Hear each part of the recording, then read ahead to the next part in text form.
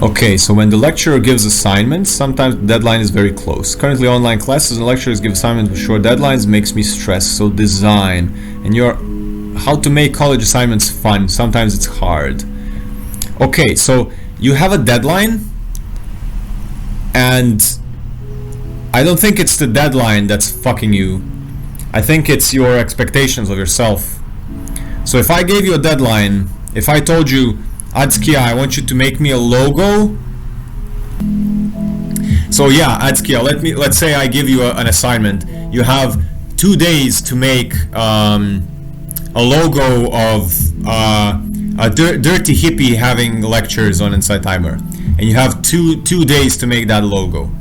And if you just have fun with it and just, okay, in 2 days, whatever I make, that's what I make. And after 2 days, whatever it is that you did, you just say finished, not perfect.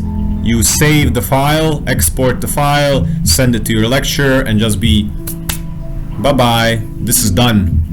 So that's why you are stressed. You're stressed because you think that you need to meet the deadline, and you also need to meet the expectations of being like the world's greatest graphic designer. But you're here to learn.